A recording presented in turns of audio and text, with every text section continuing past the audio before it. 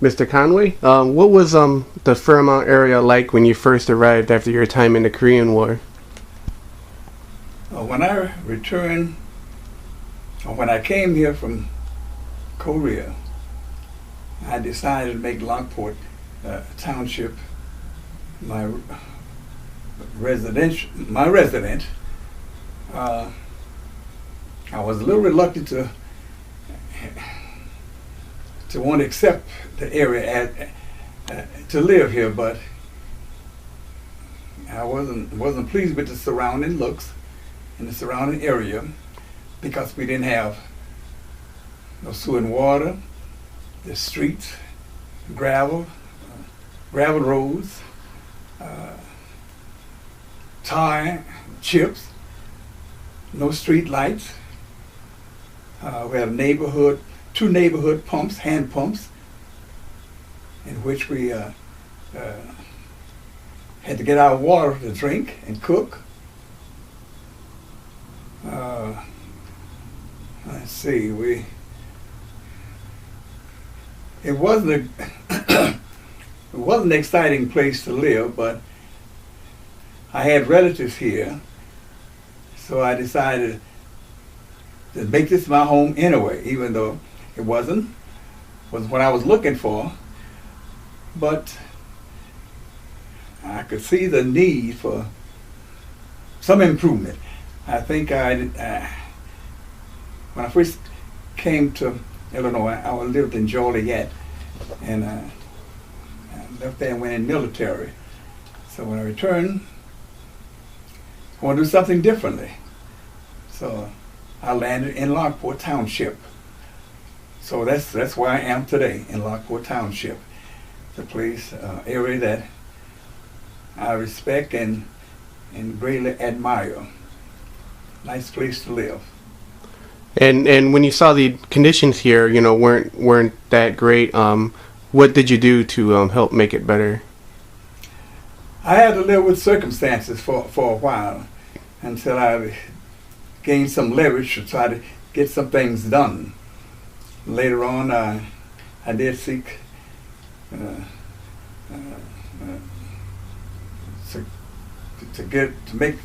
make some changes by getting involved with community actions and concerned citizens in the Fairmount community, and later on start building, improving, doing things in the neighborhood, and remodeling homes, advising, trying to give advice or trying to encourage the residents to let's do better. I believe we could do better, and things just start improving. Eventually, things started coming around, and that's when the water and sewer and sanitation facilities, all those things, eventually start moving in our direction for improvements as to where we are today. From the improvement that was made down through the years, I think we're a good place to live, very comfortable place to live. And why is it important to have the name Fairmount on the water tower and be identified as a community? Okay, that's somewhat a long story. If we go back when I first came here, this area was called no man's land. Nobody wanted to stay here. Nobody wasn't doing any improving. Nobody was building.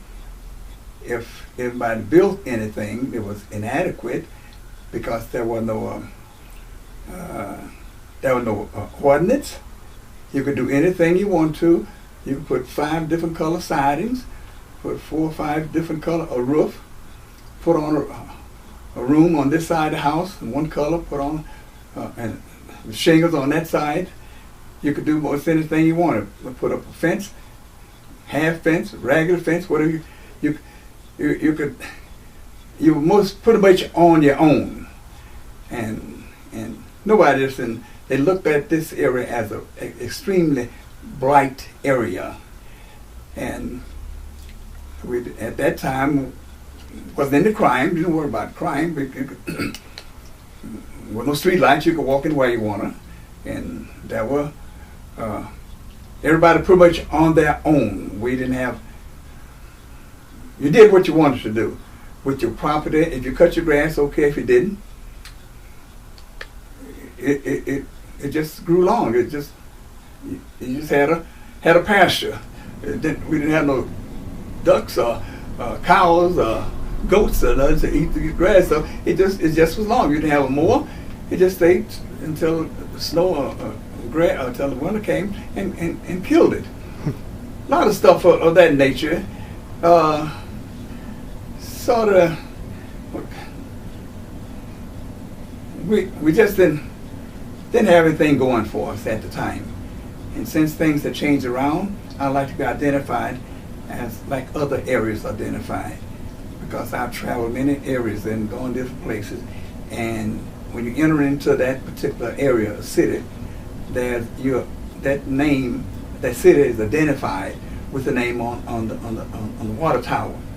And I would like to be likewise. I think we deserve it. I think we've come to the point where we can be identified as a great Fairmount community.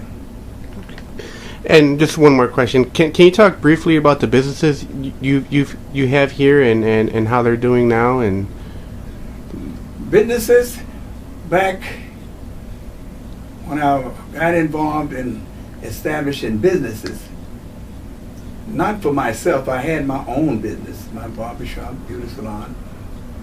I had that going on. I could handle. But I had opportunity to start other businesses, not for myself, to see if I could put other people in business and I'll provide jobs for them. So that went very well. I have a couple of those businesses still going pretty good. I can go back when I first got started owning property. I bought, one of my first purchases was a Phillips 66 gas station.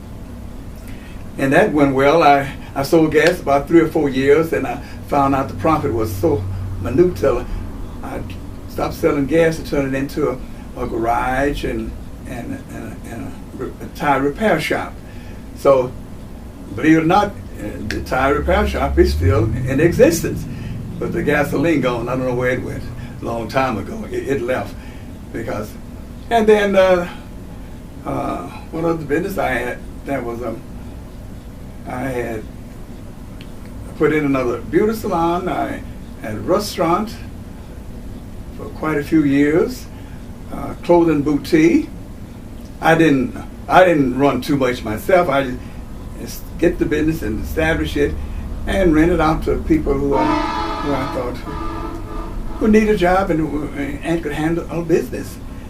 And so as of now, I just own just the only thing I operate is the barbershop, nail salon, and beauty salon. Those are the 3 businesses that I own now.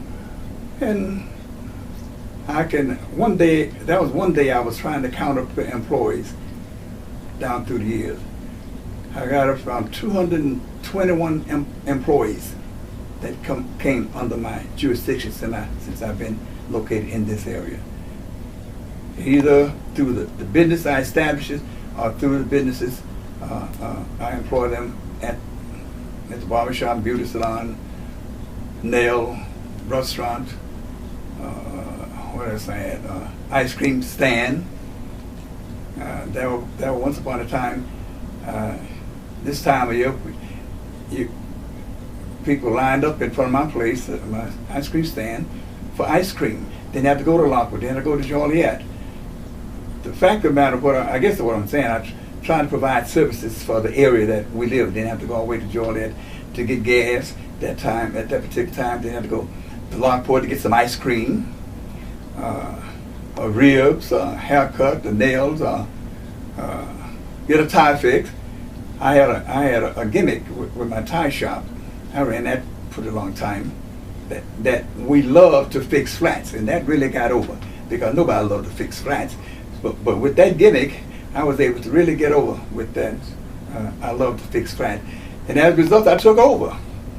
I was the biggest flat fixer in Lockport. I fixed more flats than anybody in Lockport, and probably in Joliet too. I'm pretty sure, because they say, I want to see the guy. I want to see the people who love to fix flats. If it's so, I became popular in that area, just fixing flats, and as a result, that business is still current. It's still going on, and the bottom line, I would think I was trying to create some initiative and build a neighborhood. Build a neighborhood. I think that's what one of my objectives was, because I worked at the Mastic Tire, which is GAF, out on Washington Street, quite a few years before and after the military, and I learned carpentry pretty well. I knew how to build pretty much anything, pretty much. So I went into general contracting, renovating houses, selling houses for people. Didn't charge that much. As long as I got my money back, I received the money that I invested, got my money back, and sold them. I did several homes in the community that run down, that nobody was going to be left out for. Some were burned, and some that people walked off from them. They were going to be demolished and torn down, so I renovated, put it back on the market, and sold them for just a reasonable price, really. So those are some of the things that I was about. I didn't sit down too much. I'm sitting down now. It's really relaxing sitting down for a change. I've been going all the morning, but but that's part of it. I guess I took the initiative to write something about it. I thought it might influence and inspire somebody else, to let them know that it can be done if you put your mind to it and self-determination and some perseverance. You can make a difference. When I started in business, I only had $200 in the bank, and I wanted to build my business. I wanted to build from ground up. I didn't want to go into a building that was already built by somebody else, and I'd take over. I didn't want that. I wanted to start my own business from the ground up. So I just a few minutes ago, I just finished talking with a guy in Lockport. His daddy, old man Drake Lumber Company in Lockport. Most people know him. Good guy, had a lumber company now for years. I told him what was on my mind, what I wanted to do, and if he could help me. He said, "Percy, what do you need?" I said, "I want to build a barber shop. I don't have anything to bank. $200. I could give you. Excuse me. I could give you that." He said, "No. I tell you what, Percy, whatever you need, come on and get it." His son looked at him. His son was 22 years old, something like that. I just got finished talking with his other son. He's just a boy, he's 3 years old. He was running around and, Daddy, you mean you tell Percy he can get what he wants? Yeah, Percy, that's a good boy. He get what he wants. That's all right. They load up the whole shop, lumber, whole truckload of lumber, and brought it to my place. I used that up. When I used it up, I went and got another truckload, whatever. Anything I wanted, he gave it to me on my word. He said, "Just my word. We shake hands. I believe you, Percy. I believe you're going to do what you say." And after I got finished, I went to the bank. They would consider me then. Prior to that, I tried to borrow money from the bank. I had clear title. I wanted to give them a clear title of the property, and I had 2 automobiles, clear title. The bank would give me a quarter, and that perfect credit record. Bank wouldn't give me a quarter. So I said, what am I going to turn to? Just so happened, he gave me anything I wanted, but after it was built, the bank appraised it. Said, "Wow, how much money you want, Percy?" I said, "I only need $10,000. Is that all?" I said, "That's all." matter of fact, I didn't need that. I that was about $800, maybe about $600, $700. All it cost at that time. So I paid him out.